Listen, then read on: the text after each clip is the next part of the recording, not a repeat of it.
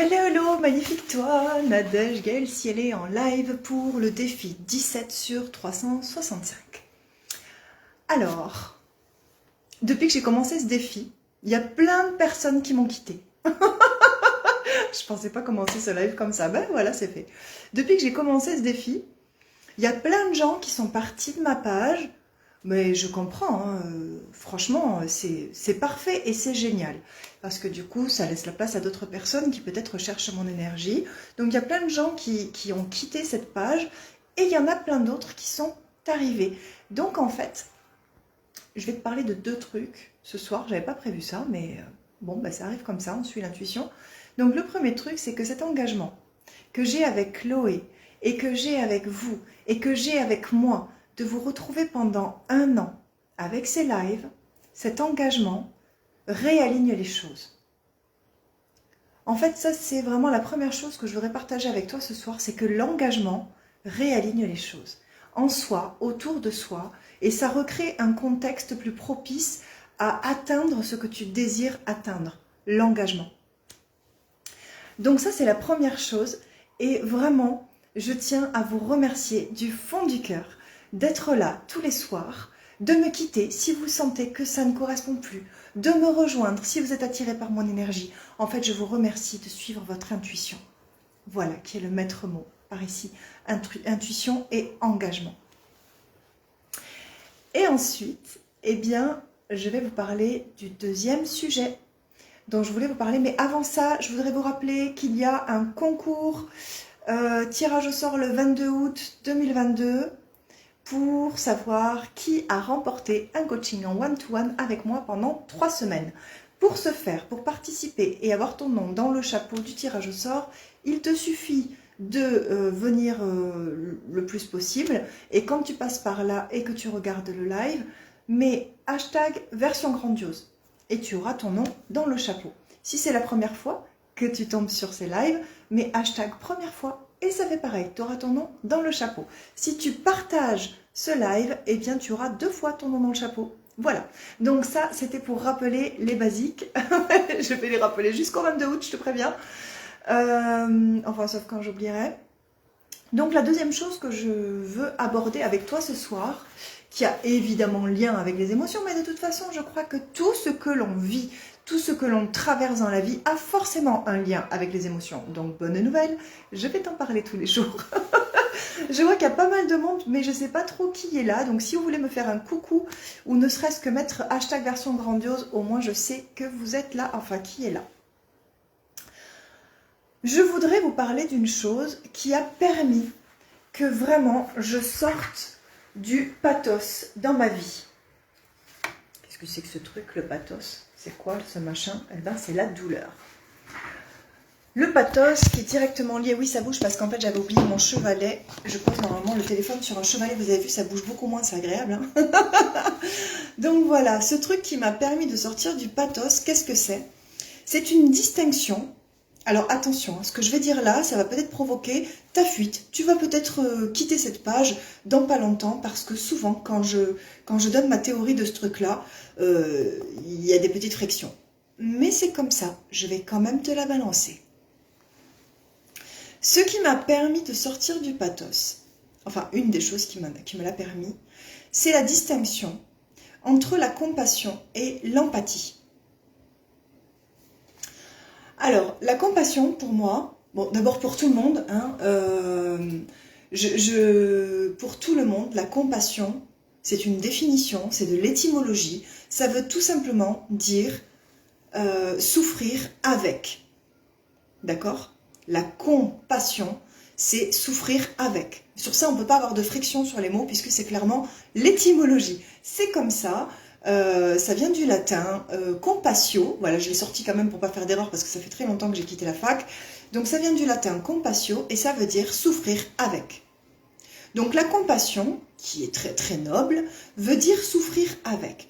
Je suis sur la page du Dalai Lama et j'écoute ses textes. Et je sais qu'il vraiment met la compassion au top niveau des sentiments, mais je crois simplement qu'il s'agit d'une mauvaise traduction. D'accord? Parce que le Dalai Lama, ça m'étonnerait qu'il nous invite à faire ce truc-là. À mon avis, c'est juste un problème de traduction. Parce que je sais très bien que ce qu'il nous invite à faire, c'est autre chose. Parce que la compassion, par définition étymologique, c'est clairement, je te mets dans la situation, imagine, tu passes à côté d'un puits et t'entends crier au fond du puits. Bon, bah tu te penches au-dessus du puits, tu regardes ce qui se passe. Et là, tu vois quelqu'un, et tu as envie de l'aider. Évidemment que tu as envie de l'aider.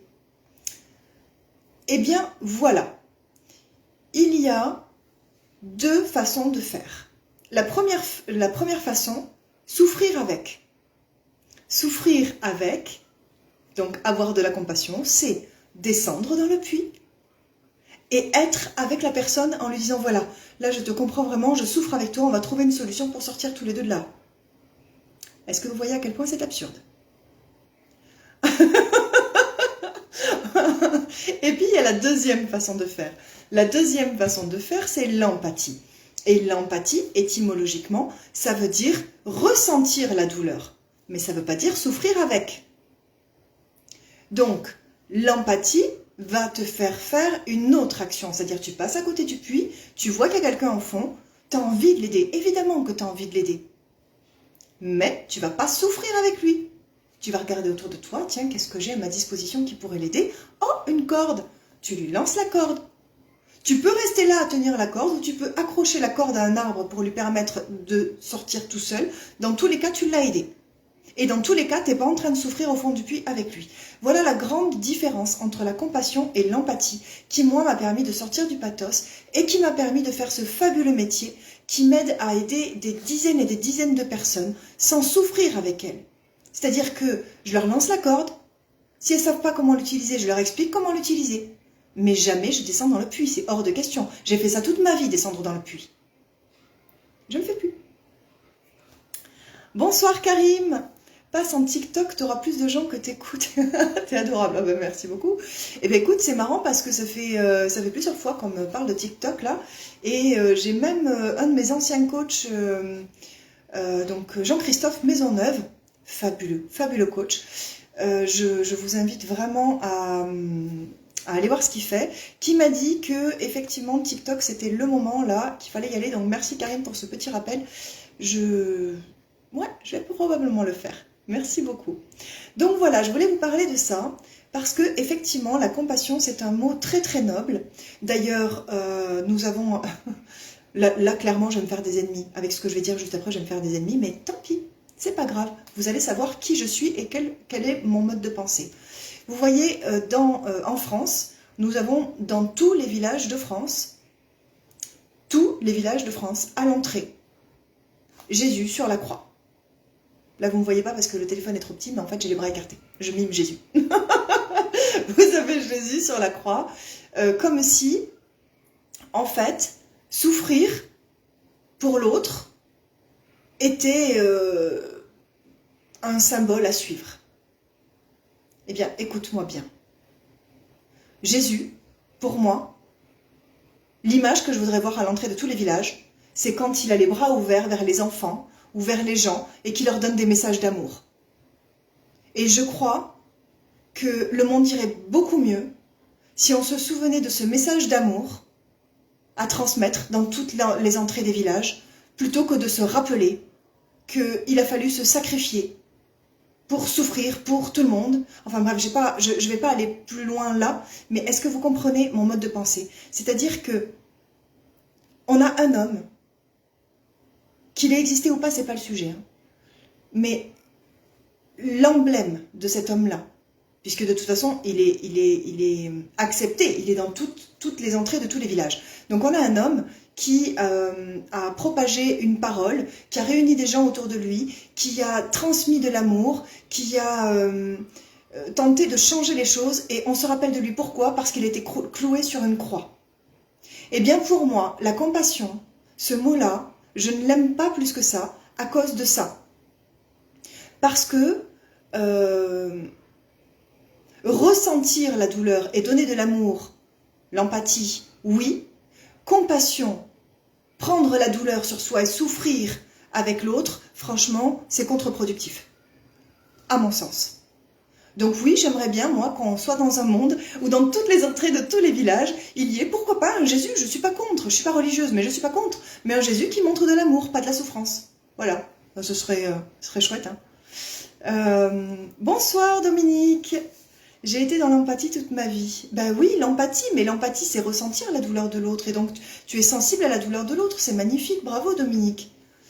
Michel, bonsoir Michel. C'est la différence et la complémentarité de l'amour de Gautama avec la compassion et l'amour de Joshua, dit le Christ, avec la miséricorde ou l'amour en action. Ben ouais, mais j'aurais bien aimé qu'on voit ça à l'entrée des villages. Merci Michel pour ton intervention. Donc voilà, ça c'est quelque chose qui m'a vraiment fait réfléchir pendant des années. J'ai même écrit à ce sujet. Et aujourd'hui, c'est vraiment un mode de pensée que j'ai et qui est comme ça. Et qui m'a réellement permis d'arrêter de prendre la douleur de l'autre. Parce que moi, j'ai toujours été à l'écoute des autres. Je l'ai toujours été. Aussi loin que je me rappelle, je l'ai toujours été. Je me souviens même de certaines fois où je rentrais de l'école et que ça allait pas forcément bien, j'avais envie de discuter. Et ma maman, qui avait eu aussi une mauvaise journée, eh ben, elle m'écoutait pas forcément. Parce que j'étais quelqu'un qui savait se taire pour écouter l'autre. Et là, elle me parlait de sa journée. Et moi, j'avais qu'une envie, c'était de lui parler de la mienne. Mais du coup, comme elle souffrait, ben, je prenais sa souffrance avec elle. Et en fait, je partageais pas la mienne, quoi. C'est-à-dire que je faisais acte de compassion. Je souffrais avec elle. Mais en fait, moi, je souffrais toute seule. Tu vois, il n'y a personne qui l'a prise, ma souffrance à moi. Et un jour, j'ai dit, bah stop en fait, parce que moi, je descends dans le puits avec tout le monde, mais personne descend dans le puits avec moi. Alors que si j'envoie une corde au fond du puits pour que la personne puisse sortir du puits, mais bizarrement, cette corde, elle resserre et on se la passe parce que finalement, ben, on est beaucoup moins nombreux à souffrir. Je sais pas si je suis claire là. Donc, quand je parle des émotions, c'est ça aussi. On peut se préserver de certaines émotions. Ça te parle tellement. Oh, merci Dominique. Donc, on peut se passer de certaines émotions, enfin s'en passer. C'est pas s'en passer, elles sont là. Mais les travailler d'une autre façon, les accueillir d'une autre façon et réagir d'une autre façon qui fait que, ok, l'émotion, elle est là, mais qu'est-ce qu'on en fait? Est-ce qu'on décide qu'elle va nous peser sur les épaules et on va souffrir avec l'autre?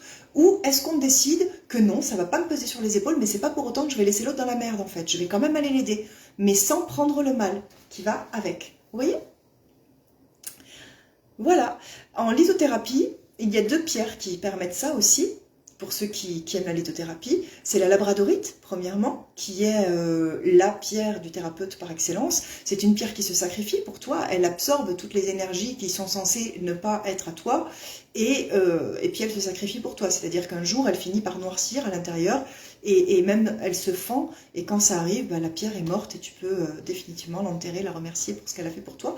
Et puis il y a le grenat qui est aussi une pierre du thérapeute, et le grenat permet, elle, d'être à l'écoute de l'autre, mais sans prendre sa douleur, en fait. C'est vraiment la pierre de l'empathie par excellence. Moi, le grenat, j'en porte très souvent quand je fais des séances en cabinet. Bonsoir Leïla. J'adore tout ce que... Oh, bah merci, tout ce que tu dis, c'est exactement ça. Merci beaucoup. Bah, je suis contente que ce soit accueilli comme ça. Parce que bon... je dois bien admettre qu'en général, quand je parle de la compassion, c'est qui tout double. C'est soit on me déteste, soit on est d'accord. Mais c'est vrai que je pense simplement que c'est un problème de traduction. Voilà. Parce qu'il y a beaucoup de textes qui sont traduits par le mot compassion. Mais je suis désolée. Je suis certaine que le Dalai Lama, à aucun moment, il dit si quelqu'un souffre dans le puits, descends dans le puits avec lui, souffre avec lui et attends qu'on vienne te sauver. Je suis sûre qu'il ne dit pas ça. Et pour autant, dans ces textes, c'est souvent... traduit par compassion, alors que je pense que c'est un autre mot qui devrait être à la place, tout simplement. Après, je suis d'accord avec l'idée générale, ça c'est clair, c'est juste le mot qui me dérange.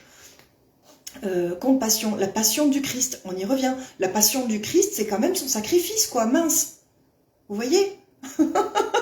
Voilà, je crois qu'on veut changer le monde, on n'a plus envie d'être là-dedans. Voilà, donc j'en ai fini avec ce que je voulais vous raconter aujourd'hui.